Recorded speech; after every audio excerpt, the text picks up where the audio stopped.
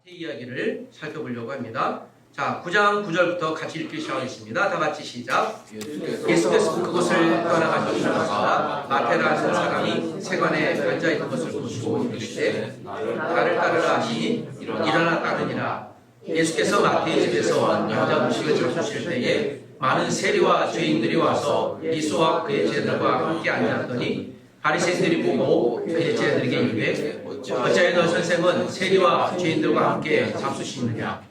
예수께서 들으시고 이르시되 건강한 자에게는 의사가 쓸데없고 병든 자에게라야 쓸데있느니라. 너희는 가서 내가 긍휼을 원하고 제사를 원하지 아니하노라 하신 뜻이 무엇인지 배우라. 나는 의인을 부르러 온 것이 아니요 죄인을 부르러 왔노라 하시니라. 아직 전 가보진 않았는데 미국 샌프란시스코에 남북을 연결하는 현수교가 있는 것을 기억합니다. 세계적으로 가장 또 노을을 아름다운 노을을 볼 수 있는 곳이라고 하죠. 길이가 약 한 2,825m 되고 넓이는 27m가 됩니다. 두 개의 주요 탑이 있고 이 탑 사이에 두 개의 큰 케이블이 이렇게 연결되어 있죠. 기회가 되시면 여러분 꼭 한번 방문해 보셨으면 좋겠습니다. 기회가 되시면 저랑 같이 가십시다. 할렐루야. 네, 미국 시카고의 휘튼 대학 우리 비전 트립으로 방문하자라는 계획도 갖고 있는데 여기도 한번 가보면 좋겠다는 생각이 듭니다. 이 케이블의 직경이요. 케이블 하나가 90cm 정도 된다고 합니다. 굉장히 크죠. 케이블 하나가. 그런데 이 하나의 케이블 안에는 약 27,572개의 철사가 들어있다고 합니다. 이렇게 가난한 철사. 이 케이블이 수십 개가 있는데, 수백 개가 있는데, 이 케이블 안에 철사가 27,000여 개 정도로 아주 촘촘하게 이루어져 있다고 합니다. 사실 우리가 이 금문결합은 어마어마한 큰 다리가 유지될 수 있는 가장 제일 첫 번째 근거는 아주 가느다란 철사들이 이렇게 모여있기 때문에 가능한 것이죠. 우리가 눈에 보일 때 참 좋다, 크다, 위대하다라는 것들도 눈에 보이지 않는 어떤 것들에 의해 유지되는 경우가 많습니다. 오늘 살아가는 저와 여러분들 가운데도 시어체프로 오신 또 믿음의 가족들에게 오늘 우리가 하나님을 말씀을 통해 만나기를 원하지만 그러나 우리가 처음부터 믿음이 장성하거나 성숙하거나 성장해질 리는 만무할 것 같습니다. 처음 시작이 비록 좀 나약하거나 어려워도 계속 조금 인내를 갖든지 또 하나님이 누구인지에 대한 궁금한 점을 갖게 된다면 하나님께서 매 순간순간 듣는 말씀을 통해 우리를 성장하거나 성숙시킬 줄 믿습니다. 오늘은 마지막 시간에 멘토와 멘티들이 좀 기도하는 시간을 가지려고 합니다. 여러분에게 해당되는 멘토들은요 굉장히 훌륭하신 분들인 줄 믿습니다. 멘티들은 아멘해 주십시오. 할렐루야. 사실 이 친구 못 믿겠습니다 라고 할 수도 있겠지만 여러분에게 해당된 멘티들은 하나님 선택하신 최소한 5주 동안은 우리가 섬겨야 될 예수님 다음으로 소중하신 분들인 줄 믿습니다. 멘토들은 아멘 하시기 바랍니다. 그래서 여러분 멘토들은요 옆에 있는 멘티들에게 당신은 나의 인생의 보물입니다. 멘티들은 멘토에게 당신은 나의 소중한 선생님이십니다. 한번 이렇게 해보시고 아직 멘티들이 없으신 분들은 그렇습니다. 이렇게 한번 해보시죠. 자, 시작. 당신은 나의 소중한 소울입니다. 그렇습니다. 네, 그렇습니다. 할렐루야. 아멘. 고맙습니다.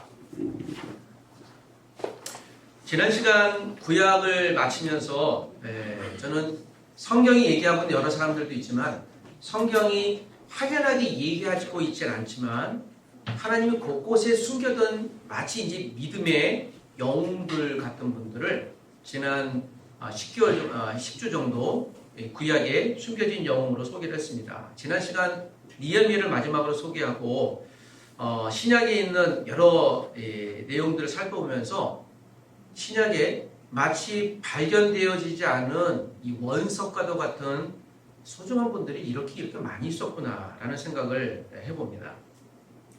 특별히 마태가 그러한 것 같습니다. 마태를 아시나요? 마태는 우리가 알고 있는 모든 정보를 동원한다면 마태는 누구일까요? 마태는 마태입니다. 이름이 마태죠. 마태는 유대인입니다. 또 마태는 마태의 직업은 무엇이었을까요? 우리가 알는 대로 세관원, NIV 성경에 가면 텍스 컬렉터라고 나와 있죠. 세관원. 세리하고는 약간 다른, 세리보다 좀 위에 있는 직업이에요. 또 마태는 예수님의 제자가 되어졌습니다. 마태 참 흥미있는 분입니다. 자, 오늘 마태에 있는 핵심 내용 가운데 주님께서 마태를 부르신 첫 번째 이야기만 여러분과 나누고 싶습니다. 누군가 관심 있는 사람들을 보면 눈에 스파크가 일어나죠. 그래서 첫 만남이라고 합니다. 첫 번째 만남을 첫 인상이라고 하는데, 첫 인상은 다 그런 건 아니지만 첫 인상에서 이 사람 참 괜찮다, 이쁘다, 멋있다 라고 하는 이런 단순한 느낌이 보통 어느 정도 가는가 하면 약 한 7년, 8년 정도 간다고 합니다. 이걸 첫 인상이라고 합니다. 근데 첫 인상은 굉장히 중요한 것이죠. 첫눈에 반했습니다. 이런 말이 성립할까요? 그래서 이 말이 의미 있는 이야기가 될 수 있습니다. 첫인상 굉장히 우리에게 중요한 것 같습니다. 그러나 첫인상보다 더 중요한 것은 그 이후에 지속적인 만남이라고 볼 수 있죠. 사실 첫인상은 우리가 이렇게 위장할 수 있지 않습니까? 그렇지 않나요? 예, 저도 이렇게 위장을 합니다. 저는 요새 굉장히 좀 외모에 스트레스가 되어지는 게, 저는 외적인 것에 대해서 별 스트레스를 받지 않고 최고라고 늘 하나님 주신 생각으로 갖고 있는데, 글쎄 어느 날 갑자기 머리가 휘어지니까 참 이게 부담이에요. 그래서 올해 처음으로 제가 할아버지라는 소리를 듣고 마음 가운데 갑자기 고민이 시작해서 내가 왜 할아버지일까 생각을 하면서, 아니야, 아직 이거 뭐 7, 80도 안 됐는데 그러다 보니 제가 외모에 대해서 좀 고민이 되는 것 같습니다. 그렇지만 여러분이 보시는 첫인상이 저희가 이럴지라도 저와 좀 깊이 교제하시는 분들은 제가 어떤 사람인지 아마 거의 대략 아실 거예요. 중요한 건 첫 만남 이후부터입니다. 첫 만남이 중요하긴 하지만 그 이후의 만남이 중요한 것이죠. 저는 오늘 마태를 여러분께 감히 소개하면서 이 마태가 어떤 사람이었는지, 그리고 왜 하필 예수님은 마태를 불렀는지를 여러분께 소개하려고 합니다. 여러분, 마태는요 제자들 중에 왕따였습니다. 마태는 제자들 중에 가장 불편한 사람 중에 한 사람이었습니다. 마태의 기록에 의하면 마태를, 제자들 중에 마태를 처음 불러요. 물론 다른 성경엔 안드레, 베드로를 부른 광경이 있지만 마태복음에는 마태를 처음 부르는 광경이 있고, 그리고 마태복음 10장에 예수님이 10제자를 불렀다라는 내용이 나와요. 그 전에 마태복음 오늘 읽었던 9장이 마태를 주님이 제자로 이제 부르시는 광경이 기록되어 있죠. 마태복음의 중요한 것은요, 마태복음의 주 수신자가 유대인입니다. 유대인에 특화되게끔 썼던 글인 걸 볼 수 있습니다. 특별히 유대인들은 이 단어를 굉장히 좋아했습니다. 우라노스라는 말을 굉장히 좋아했죠. 어서 많이 들어보지 않았습니까? 제가 이 종말론 이야기할 때, 천국의 개념 소개할 때 헬라어로 우라노스라는 그 실제 용어입니다. 이거는 장소적인 개념이에요. 상징 개념이 아니라. 그래서 천국은 존재합니다. 우리가 이 세상을 떠난다면 어딜 갈까요? 지금 떠난다면 파라다이스로 갑니다. 예수님이 다시 재림하시면 파라다이스에 있는 영혼들이 와서 육신이 합일돼서 새로운 몸을 입고 가는 것이 이제 우라노스인데, 유대인들은요 이걸 목표로 삼았습니다. 주님이 언젠간 우라노스, 즉 메시아가 오시면 이 땅에 우라노스가 있을 텐데, 이 땅이 우라노스예요. 그러니까 저 하늘의 우라노스를 원해야 되는데 일단 이 땅에서 지상 천국을 이뤄야 돼요. 이스라엘이 메시아가 오시면 온 땅을 통치할 거라는 생각을 갖고 있었습니다. 이것을 이제 이 메시아닉 시크릿 사랑이죠. 은닉된 메시아가 언제 오시면 우리 유대인이 온 세계를 점령할 거야 라고 하는, 누구와 같은? 다윗과 같은. 지금 유대인들도 그래서 다윗을 기다리고요. 심지어는 이스라엘의 국기가 다윗의 별로 만들어졌을 정도입니다. 자, 이렇게 보면 오늘 유대인들이 이 천국이라는 개념을 왜 기대하고 있는지를 우리가 마태복음 전체에서 알 필요성은 있을 것 같습니다. 그러나 이 시대를 보면 유대인들이 로마의 식민지 사회에 있었습니다. 그래서 좀 이것을 극복할 방법은 메시아가 다시 오면 우리는 최고 될 거야.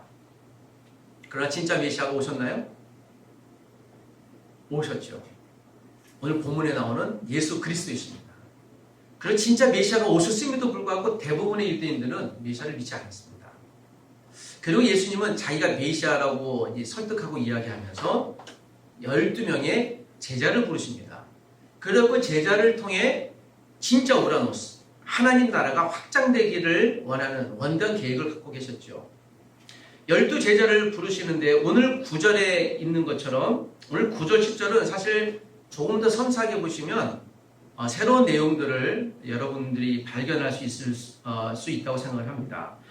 예수님께서 9장 9절, 특별히 마태복음 5, 6, 7장은 예수님이 공생애를 시작하는 첫 번째 부흥회를 하신대요. 이게 한 통으로 이루어졌습니다. 그리고 8장에 많은 기적을 일으키세요. 메시아는 그런 기적을 일으킬 것이라고 이사야 59장, 61장이 말씀했기 때문에 기적을 일으키십니다. 그리고 나서 첫 번째 제자를 부르는 게 마태였습니다.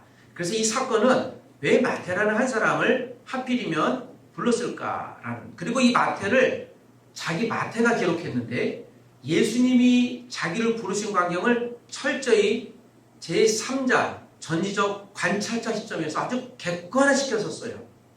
마치 마태가 다른 마태처럼 씁니다. 왜 그럴까요? 그게 숨겨진 하나의 이유가 있죠. 9장 9절을 다시 한번 보면 예수께서 그곳을 떠나 지나가시다가 마태라 하는 사람을 봅니다. 아니, 제자는 아니었습니다.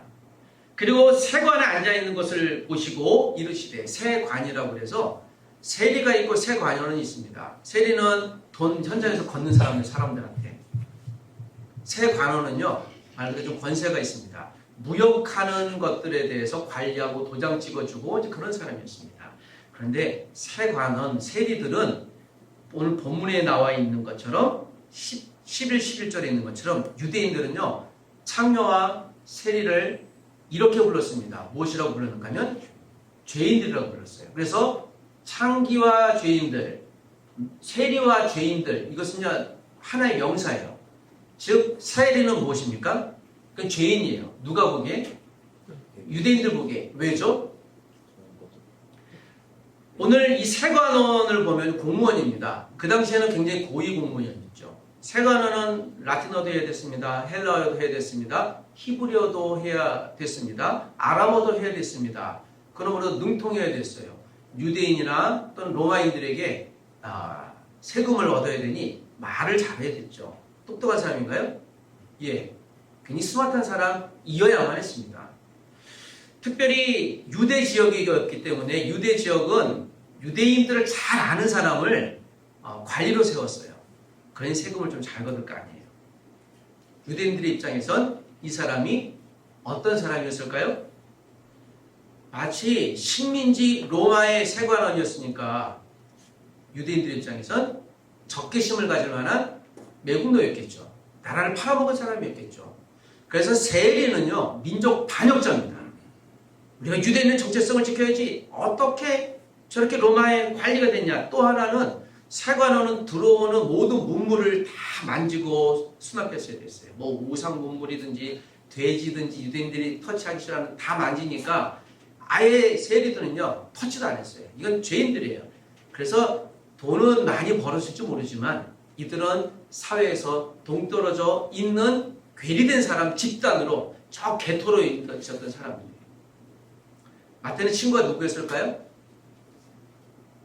없습니다. 그러나 그 세리들끼리는 이렇게 모였던 것 같습니다. 근데 한 가지 이 사실을 기억해 보십시오. 예수님은 의도적으로 그 마태에게 갑니다. 그리고 9절에 보니까 다른 이유를 설명하지 않아요. 나는 메시아인데 너 날 따라오면 내가 너 유명하게 만들어줄 거야 라고 하지 않고 뭐라고요? 9절에 보니까 나를 단순히 그냥 이 말씀 하십니다. 마태 행동을 어떻게 반응하나요? 일어나 따랐다. 이거를 누가나 또는 요한이 기록했으면 해석에 다른 여지가 있는데요. 마태 자신이 자신의 행동을 이렇게 얘기를 해요. 나를 따라라. 그 follow me. 이게 다 끝이에요. 그 다음에 이 follow him. 그를 따랐다라는 말로 끝납니다. 이 광경 속에서 마태는 아마 메시아에 대해서 정보를 듣고 있었을 것 같습니다. 예수님에 대해서. 그렇지만 이 만남 자체는 지극히 객관적이고 단회적인 만남이에요. 여기서 우리가 참 중요하게 놓치지 말아야 될 한 가지는 어떤 경우엔 우리를 잘 아는 예수님께서 이렇게 제안하실 수 있어요. 나를 따라라. 그때 마태는 귀를 열고 마음을 열고 여기서는 즉시 일어나 따랐다라는 말이 나와요. 누가복음에 나오거든요. 고민을 1도 안 했어요. 요즘을. 하나도 안 한 거죠. 왜 안 했을까요? 아마 행간에는 마태는 메시아에 대해서 예수님에 대해서 많은 고민을 했던 것이 분명할 것 같아요. 사랑하는 종 여러분, 때론 우리가 일상에서 만나는 사람일 수도 있고 늘 보는 사람일 수도 있는데 하나님은 그 사람의 입술을 통해 행동을 통해 나에게 인생에 어떤 메시지를 줄 수 있다고도 생각을 합니다. 내 주변에 있는 사람을 통해 주시는 하나님의 메시지를 특별히 여러분 잘 듣게 되기를 원합니다. 부족하지만 오늘 또 제가 여러분에게 말씀을 나눌 때 저는 감히 여러분들이 예수 그리스도를 바로 따를 수 있게 되기를 원합니다. 제가 얘기할 때 여러분 고민하셔도 돼요. 목사님이 그렇게 하면 진짜일까? 못 믿겠어요. 괜찮아요. 그럴 수 있어요. 저도 저를 못 믿을 때가 있으니. 그러면 예수 그리스도께서 말씀하실 때 괜찮아요. 좀 의심이 들더라도 일단 행동으로 보셔도 괜찮습니다. 그분은 전혀 의심할 만한 또 우리를 속일 만한 낙담시킬 만한 행동을 하나도 하지 않으셨던 메시아이기 때문에 그렇습니다. 여러분 우리가 즉각적인 이런 믿음의 반응이 저와 여러분에게 있게 되기를 주의 이름으로 축복합니다. 네. 오늘 10절에서 11절을 보면 얘 왜 마태를 불렀을까? 10절에 보면 예수께서 누구의 집에 오늘 들어가 음식을 먹었다고 기록합니까? 마태의 집이었습니다. 이게 이제 사건이에요. 이거는 어마어마한 사건이에요. 마태가 날 따라오너라고 예수님이 그래 내가 늘 제자로 멘티로 불렀으니 내가 오늘 여기 밥을 사줄 거야. 여러분 멘티들은 멘토들에게 5주일 동안 늘 밥을 무료로 제공받을 수 있습니다. 못 들으시는 분인데 네, 가능하면 그렇게 해주셨습니다. 그런데 오늘 본문에 있는 내용은 예수님이 마태의 집에 거했다라는 건요 아주 심각한 고민된 상황이에요. 왜 그럴까요? 마태는 죄인이에요. 그리고 아무도 거들떠 보지 않는 들어가면 안 돼요. 그런데 마태의 집에 들어가 무엇을 했습니까? 음식을 잡수었다. 이것 때문에 사건이 되는 것이죠. 이건 큰 사건입니다. 음식을 먹었다는 것은 어떤 의미입니까? 유대인들 가운데 식탁 공동체는 영적인 공동체예요. 가족이란 뜻이죠. 음식을 같이 먹었다는 건 일심동체예요. 그런데 세리는 민족의 반역자고 나라를 팔아먹고 또 돼지고기도 먹고 만지고 했던 이런 죄인들인데 그리고 세관원은요 보통 이 당시 한 10배 정도 수익을 얻었어요. 원래. 그러므로 불법을 행하는 전문가들이었죠. 민족의 반역자일 뿐만 아니라 이들은 정말 처벌받아도 마땅한 사람들인데 그들의 집에 들어갔다. 마태 집에 들어갔다. 그리고 여기에 예수님과 누가 들어갔나요? 제자들이 함께 들어갔습니다. 왜 예수님은 마태를 부르셨을까? 자, 이 10절 이후에 나오는데요. 분명 예수님은 다른 제자들도 그러했지만 마태 안에 숨겨진 사람이 볼 수 있는 가능성을 보았던 것이 분명할 것입니다. 어떤 가능성일까요? 여러분 마태는 똑똑한 사람이 스마트한 사람입니다. 마태는 꽤 괜찮은 부를 보았던 사람입니다. 그런데 성경의 마태가 즉시 따랐다는 말은요. 그의 재산 다 포기했다는 말이에요. 추가하지 않았다는 거예요. 비슷한 예가 나오죠. 부자 청년이 와서 예수여 당신을 따르고 싶습니다. 예수님이 즉시 답을 했습니다. 당신에게 있는 많은 부활을 가난한 사람들에게 주고 나를 따라오십시오. 일단 이 청년이 갑자기 고민함에 갔죠. 그 청년의 인생에서는 돈이 큰 핸디캡이었어요. 주님을 따르는 거예요. 상징적인 것입니다. 때론 우리가 이성이 핸디캡이 될 수 있습니다. 건강이 핸디캡이 될 수 있습니다. 우리가 지식이 핸디캡이 될 수 있어요. 그것이 내가 자랑이 될 수도 있지만 그것 때문에 예수를 못 따르거나 우리가 예배를 하지 못하거나 그러면 그것은 우리가 차라리 보는 것이 나을 수도 있을 것 같습니다. 마태가 이 제자들을 섬겼어요. 여기서 한 가지 힌트인데요. 왜 섬겼을까요? 마태의 부모는 레위 지파였습니다. 제사장 지파였습니다. 제사장 지파니까요. 마태는 제사장 가문이에요. 전통적으로 굳이 쉬운 비로 하면 이 목회자 자녀라는 거죠. 근데 지금 어디가 있는 거예요? 그러고 나니 여기서 마태가 자기 집을 오픈했다라는 것은 나그네와 고아를 이유 없이 섬기라고 하는 신명기에 있는 말씀을 마태는 기억하고 있었어요. 자기는 비록 출세하고 싶고 뛰어나고 싶어서 이방의 관원 노릇하고 민족의 반역자 노릇하지만 자기 마음 가운데 여호와 하나님에 대한 갈망이 내재적으로 계속 있었어요. 근데 공동체에 못 갔어요. 그는 버림받았습니다.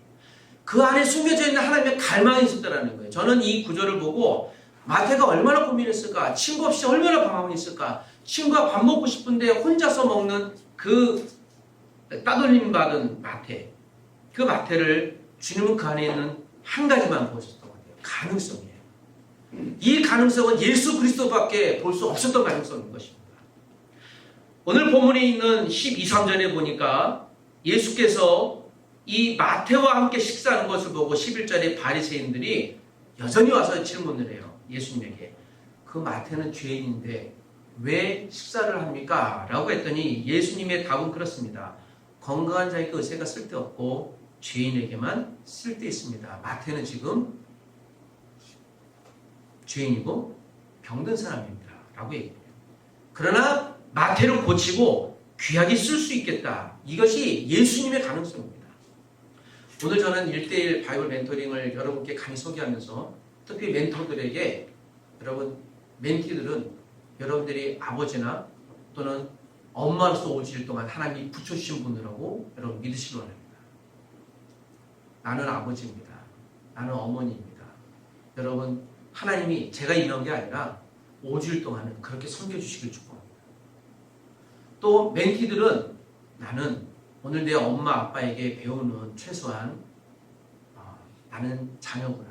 내 엄마 아빠의 이 말씀에 내가 순종해야 되겠다.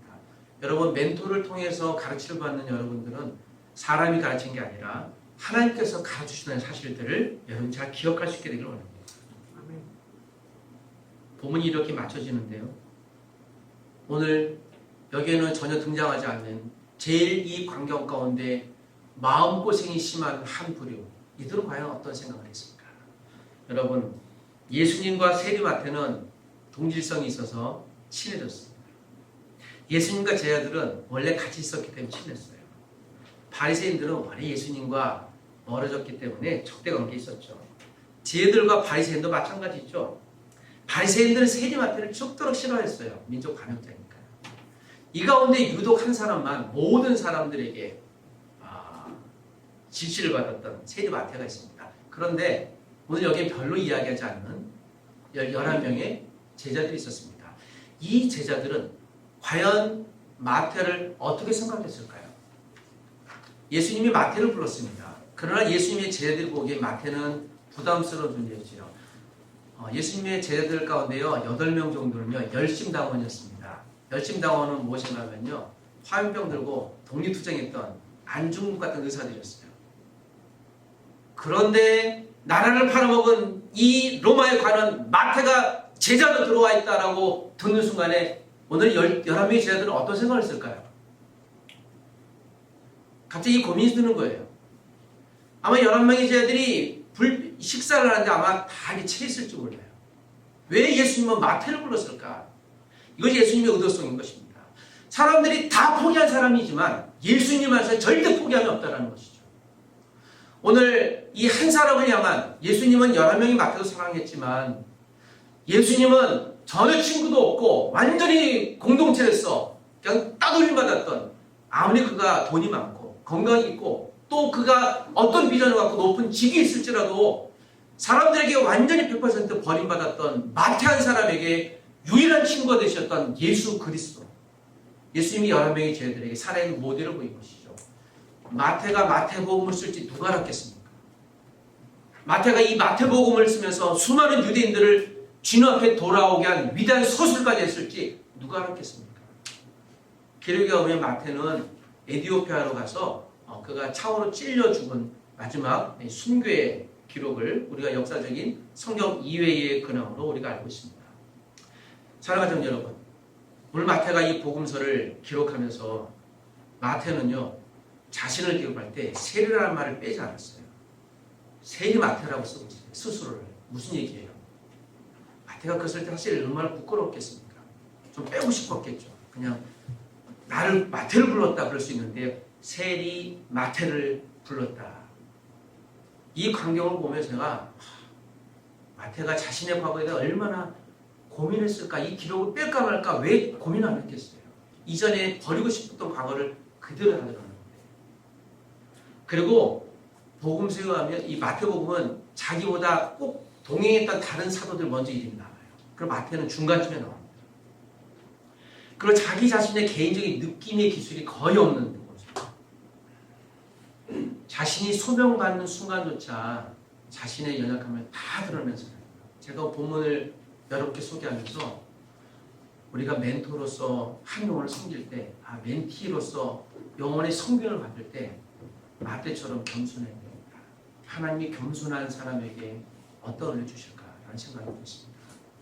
가족 여러분, 오늘 마태를 여러분께 소개하는 것은 예수님은 한 사람의 영혼도 포기하지 않는 끈질긴 사랑을 갖고 계신 분이라는 것이죠. 마지막에 여러분과 잠시 기도하고 싶은 마음이 있습니다. 우리 혹시 멘토들, 멘티들 죄송한데 잠깐 한번 일어나시겠습니까?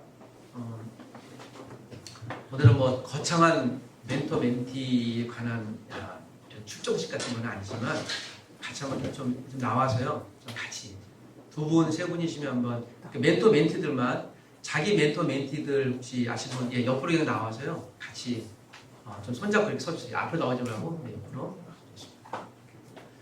멘토, 멘티가 없으신 분들은요. 일어나서 우리 없으신 분들은 한번 두 분씩 일어나셔서 내가 좋은 멘티를 만날 수 있도록 해주십시오. 한번 그렇게 한번 짝을 해서 같이 기도하십시다. 잠깐 일어나서요. 멘토, 멘티들만 둘이서 모시는 겁니다. 네, 그렇습니까? 그러면 네, 우리 안현자매 멘토가 누구예요? 없어요? 네, 좋습니다. 같이 기도해주고요. 멘토, 멘티들 또 없으신 분들은 좀 두 분씩 한번 짝을 져서 같이 기도해 주시고요. 그렇게 기도하십시다. 아직 멘티가 없으면 주님 저희가 멘티로 주 앞에 헌신할 텐데 내게 예비한 마태 같은 멘티들을 달라고 좀 기도해 주시기 바랍니다. 여러분 혹시 여기 가운데 멘토로 자원하신 분들은 주님, 내가 감히 주님처럼 마태를 불렀던 주님처럼 내가 멘토로 5주일 동안 진실로 섬기겠습니다. 나를 부르셨던 예수님의 은혜를 기억했던 마태처럼 저희 멘티들은 오늘 멘토들을 영적인 아비어미로 내가 섬기겠습니다. 또 오늘 이 자리에 멘토나 멘티가 연결되지 않으신 분들은 주님, 내가 그런 멘토로 또 멘티로 내가 만날 수 있도록 도와주세요. 이 광원대 또 믿음의 주님 영적인 모태 같은 말씀 운동이 부흥이 될 수 있도록 매일 아침 성경이 있는 이 큐티의 모임이 있는 것처럼 광원대 영적인 모임이 되게 하셔서 하나님 우리 캠퍼스의 영적인 부흥의 출발점이 될 수 있게 해달라고 우리 한번 2, 3분 동안만 한번 통성으로 이루고 기도하고 오늘 제가 마침 기도하겠습니다. 여러분 마음을 다하며 합심하여 기도하십시다.